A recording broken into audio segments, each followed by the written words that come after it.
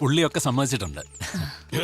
പക്ഷെ സെക്രട്ടറി, ഒരുത്തിനെ നോക്കിയിട്ടല്ല എന്നുള്ള അവന്റെ ആ ഉടക്ക് വർത്തമാനമുണ്ട്, അതെനിക്ക് അങ്ങോട്ട് പിടിച്ചു. എന്താ? അസോസിയേഷൻ പറഞ്ഞിട്ടാ മുറിക്കുന്നത്, അല്ലാതെ ദൈവം തമ്പുരാൻ വന്ന് പറഞ്ഞാലും മുറിക്കുന്ന പ്രശ്നമില്ല. എനിക്ക് ഒരുത്തന്നെ ഔദാര്യം വേണ്ട. ഞാൻ എന്റെ മര്യാദയുടെ പുറത്താണ് നിങ്ങൾക്ക് പരാതിയെന്ന്, അല്ലാണ്ട് ഇത് വെട്ടിപ്പൊളിച്ചുകളെ എനിക്കറിയാൻ വളഞ്ഞിട്ടുള്ള. ഇതൊക്കെ കണ്ടോ? ഇതൊക്കെ എത്ര കാലം വെച്ചിട്ടാ സഹിക്കുക? ശരി,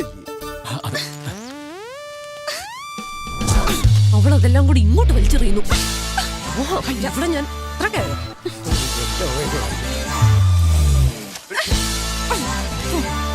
നീ ഇങ്ങോട്ട് മാറി. സെക്രട്ടറി, ഇപ്പൊ ഞാൻ പറഞ്ഞ ബാക്കി അങ്ങ് പിൻവലിക്കുക. എന്റെ പ്ലാവ് ഒരു കാരണവശാലും ഞാൻ മുറിക്കുന്നില്ല. മാത്രമല്ല, വെട്ടാൻ വരുന്നവന്റെ കാര്യം വിട്ടും അസോസിയേഷൻ അറിയിക്കാനല്ലേ ഞാനും അറിയിച്ചു കഴിഞ്ഞു. എന്റെ വഴിയോ കൂടാ. നിങ്ങൾ എന്തു വേണേ ചെയ്തു, എങ്ങനെ വേണേ ചെയ്തു, പക്ഷെ പ്രശ്നം ഉണ്ടായ അസോസിയേഷൻ ഇടപെടും. ഈ വെട്ടുകുത്തും കലഹമൊക്കെ ഉണ്ടാകുന്നതിനെക്കാട്ടും നല്ലത് എത്രയും പെട്ടെന്ന് കിട്ടുന്ന വിലയ്ക്ക് ഇതൊക്കെ വിൽക്കുന്നത്. ഞാൻ പറഞ്ഞേ എല്ലാവരും വീട്ടിൽ പോടും. എല്ലാരോടും എന്റെ തലേക്ക്. ഹലോ, ജമോൻ സാറല്ലേ? ആണെന്നാണ് എല്ലാവരും പറയുന്നത്. എടാ, നീയൊക്കെ കാരണം ആ സ്പോൺസർ ആകെ വയലന്റ് ആയിട്ടിരിക്കുക.